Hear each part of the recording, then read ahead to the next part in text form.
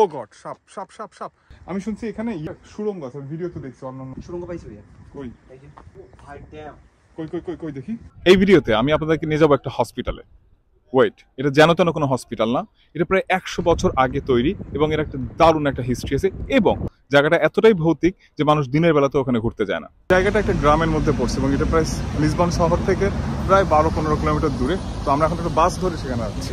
এই জায়গাটার ব্যাপারে আমি যা জানছি বা যা দেখছি, আমি আসলে একা যাওয়ার সাহস পাইনি। আমার সাথে আজকে সরোয়ার, আমার এক ছোট ভাই লিসবনের। যাওয়ার পথটা খুবই সুন্দর, দুই পাহাড়ের মাঝখান থেকে কালো পিচের রাস্তা এবং পাহাড়গুলো নাকি সেই রকম সুন্দর। আমাদের বাস চলে আসছে, মনে হলো যেন ঢাকা চিটাগাংয়ের বাসে উঠছে।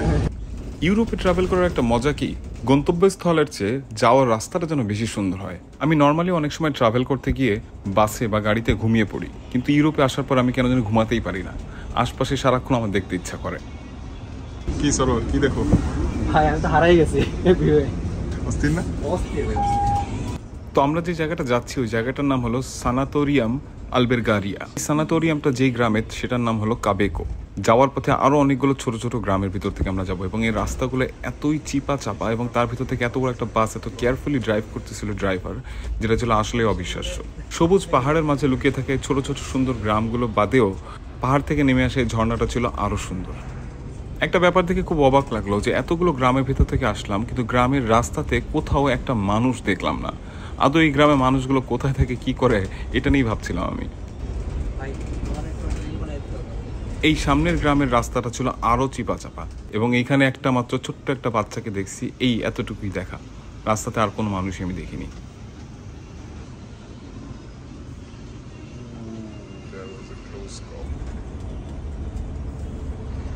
প্রায় 1 ঘন্টার বাস জার্নি শেষে আমরা চলে আসছি আমাদের সেই জায়গাটাতে। এখান থেকে মাত্র 5 মিনিটের ওয়াকিং ডিস্টেন্স। ওই হলো আমাদের ডেস্টিনেশন। আমাদের চারপাশে তেমন কোনো বাড়ি নেই, এই পেছনে একটা দেখলাম আর এইখানে 2-3টে আছে। বেশিরভাগ জায়গায় মোটামুটি ফাঁকা হয়ে পড়ে আছে।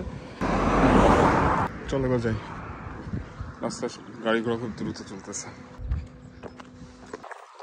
তো মূলত এটা হলো একটা হসপিটাল, যেটা কিনা 1918 সালে নির্মাণ করা হয়েছিল। এই টাইমটাতে টিবি রোগের খুব প্রকোপ ছিল এবং অনেক মানুষ মারা যাচ্ছিল। ওই টাইমটাতে লিসবনের একটা ওয়েলথি ফ্যামিলি সহায়তার জন্য তারা এখানে এই জায়গাটা দান করে এবং এই হসপিটালটা নির্মাণ করে।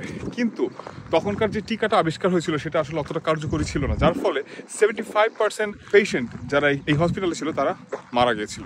এবং এইখানকার যারা এইখানে ডোনেট করছিল এই জায়গাটা, তাদের কবরস্থানও এইখানে। এক্স্যাক্টলি কোথায় জানি না, বাট যতদূর জানা গেছে এটার আশপাশে এখানে তাদেরকে কবর দেওয়া হয়েছিল।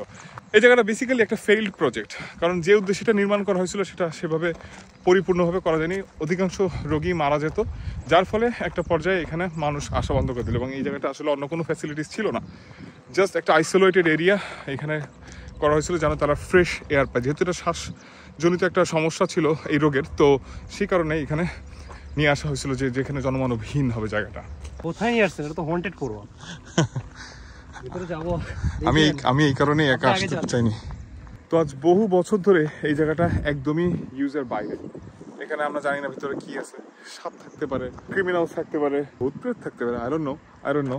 এবং যেহেতু এখানে অনেক মানুষ মারা গিয়েছিল, কোথায় কি ঘটনা ঘটে। তবে এই জায়গাটা আমি খুঁজে পাই প্রথম আমি যখন গুগলে সার্চ দিই যে হন্টেড প্লেসেস অফ লিসবন, এরকম একটা আমি খুঁজতেছিলাম, তার মধ্যে সেই লিস্টে এখানে আসে। এখন এক্স্যাক্টলি এরকম কোনো মিথ আমি পাইনি যে এখানে ভূত প্রেত আত্মা এসব কিছু আছে, বাট জায়গাটা আসলেই ডিফারেন্ট। তো আমরা এই জায়গাটা একটু পরে যাব। ওইদিকে একটা পাহাড় আছে, ওই পাহাড়টার উপর থেকে একটা দারুণ এরিয়াল ভিউ পাওয়া যায় আমি যত জানি। তো ওইটা আমরা আগে দেখে আসি, তারপর আমরা এখানে ঢুকবো। ও গড, সাপ সাপ সাপ সাপ সাপ, ওই যে সাপ দেখা যায়, দেখছো অবস্থা। এই জায়গাটাতে সাপ থাকবে এটা আমরা আগের থেকে অনুমান করছিলাম, শুরুতেই দেখে নিলাম। এখন তো পা ফেলতেও ভয় লাগতেছে। তো উঠলে আসলে আরো অনেক উপরে ওঠা যায়, কিন্তু এত দূর আমরা উঠতে চাচ্ছি না। আমরা এখান থেকে একটু দেখাই ভিউটা। এই হলো চারপাশের ভিউ, এই হলো সেই স্যানিটোরিয়াম। এর উপর থেকে 7 পয়েন্ট স্টারের মতো দেখা যায়। যদি ড্রোন থাকতো আমি দেখাতে পারতাম, বাট ওটা আমি আপনারা এখন স্ক্রিনে নিশ্চয়ই দেখতে পাচ্ছেন। আমি একটা ছবি দিয়ে আপনাদেরকে বোঝাই দিচ্ছি। চলো সরোয়ার, এবার আমরা ভিতরে যাই। জানি না কত যেতে পারবো, কারণ আমি সাপ খুবই ভয় পাই এবং শুরুতেই সাপ দেখে আসলে একটু আমাদের বুকে কাঁপন ধরে গেছে। কারণ সরোয়ার নিচে পা খেয়াল রেখে আবার কোনো সাপের লেজে পাড়া দিও না। সেটাই। সরোয়ার হাতে একটা লাঠি নিচ্ছে, যদি বাই চান্স গায়ে সাপ উঠে আসে যেন বাঁচতে পারে। এটা কিন্তু হসপিটাল হলো দেখতে, কিন্তু আসলে একটা কেল্লার মতো। আমি জানি না ছাদগুলো কেন উড়ে গেছে। আমাদের বাংলাদেশে যে মস্তান করে হ্যাঁ হ্যাঁ, ছাদটা ধসে গেছে সামহাও। এবার আমরা ভিতরে ঢুকবো। তো সরোয়ার যেটা বলতেছিলাম যে একটা সাপ যখন এখানে ঢুকছে তার মানে এখানে আরো সাপের বসবাস আছে। থাকাটাই স্বাভাবিক, যে এখানে মানুষের চলাফেরা নেই, এবং আমরা ছোট বাচ্চা দেখছি, ইউ নেভার নো, ওর চেয়ে অনেক বড় থাকতে পারে। এখানে রাতে এসে কেউ যদি থাকতে পারে বা আসতে পারে, আসার সমস্যা করতে পারে, তাহলে আমি কি আর বলবো। তুমি পায়ে খেয়াল রেখো, আমি কিন্তু পায়েরটা নিয়ে চিন্তায় আছি। ও গড, সে তো আমিও জানি না। হ্যাঁ, এটা মাঝখানে, এইটা স্টারের মতো, তো আমরা এটার স্টারটা মাঝখানে আমরা। হ্যাঁ, খুব বেশি বড় না কিন্তু এটা। হ্যাঁ, দেখো তুমি আগে যাও, আমি শট নিচ্ছি। আসলে এই জায়গাটা যথেষ্ট গা ছমছমে। আমি জাস্ট চিন্তা করছি এখানে রাত হয়ে গেলে না জানি কেমন লাগবে। কিছু দেখতেছো? সেটাই বলতেছি আমি।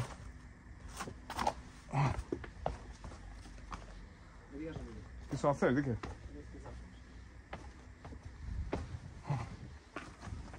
এখানে অদ্ভুত কিছু দেখা, কিন্তু অস্বাভাবিক কিছু না, খুবই স্বাভাবিক। কি দেখো? দেয়ালে টেয়ালে নাই তো সব আবার দেখি। রুম, এখানে মানে কেবিন ছিল। এখানে অনেক স্টোর রুম টুম ছিল। 36 জন রোগী এখানে থাকতে পারতো। এদিকটা দেখাবেন? থাক, বেশি জঙ্গলের ভিতরে যাওয়ার দরকার নেই। আসো আমরা এই দিক থেকে বেরোই। দেয়ালগুলো পুরো পাথরের তৈরি। হ্যাঁ, পাথর আছে, সিমেন্ট আছে।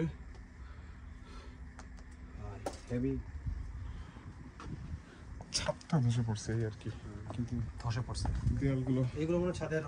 পর্তুগালে কিন্তু প্রায় ছোটখাটো অনেক আর্থকোয়েক হয়। হয়তো কোনো আর্থকোয়েক হয়তো পড়ে গেছে, কে জানে। আমি শুনছি এখানে ইয়েও আছে, বুঝছো, কি বলে, সুড়ঙ্গ আছে। ভিডিও তো দেখছি অন্যান্য ব্লগাররা যারা আসছে। অন্যান্য রুমগুলোতে একটু দেখা যায় না, রুম তো অনেক আছে। কোন দিক দিয়ে আসছে? তোমার লাঠি কি স্ট্রং এনাফ?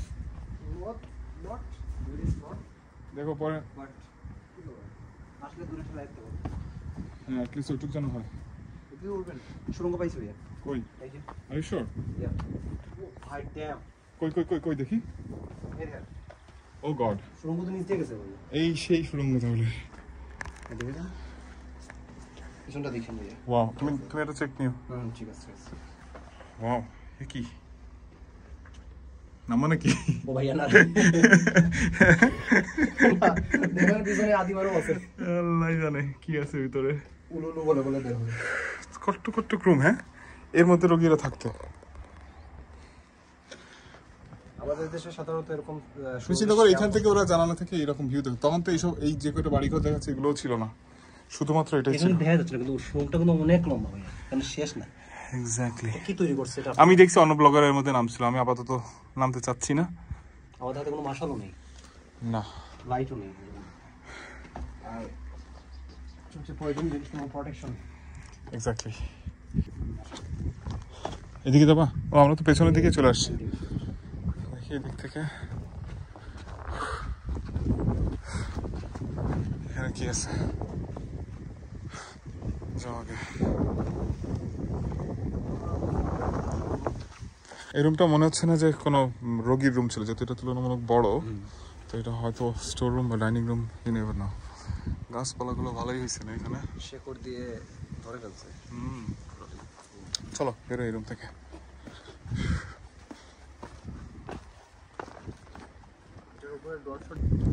তো এটা হলো এটার পেছন সাইডটা। যেগুলো উপর থেকে স্টারের মধ্যে দেখাচ্ছিল এগুলো, সেগুলোর এক একটা কর্নার, এই একটা, ওই একটা। এখান থেকে দেখছো নিচে নেমে যাবো নাকি এই পথ দিয়ে? চলো নিচে দেখো।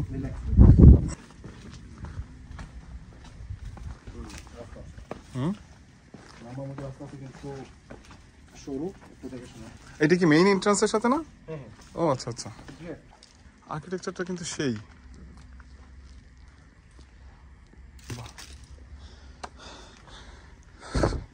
চলো। হুম, আমি ব্যাক ক্যামেরা ধরি। এখানে কিছু বাইকের টায়ারের ছাপ দেখা যাচ্ছে, অর্থাৎ কিছু বাইকার এখানে আসে মাঝে মধ্যে, এতটুকু বোঝা যাচ্ছে। হ্যাঁ, মানুষ আসে না একেবারে তা না, হয়তো যারা আমার মতো বেশি কিউরিয়াস, খুব বেশি প্রচলিত টুরিস্ট স্পট এরকম কিছুই না।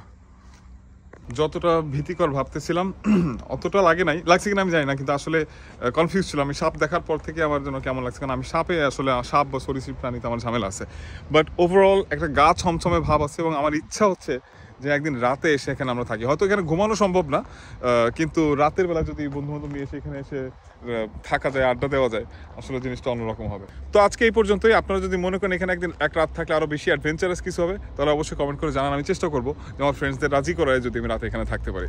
দেখা হচ্ছে পরবর্তী ভিডিওতে।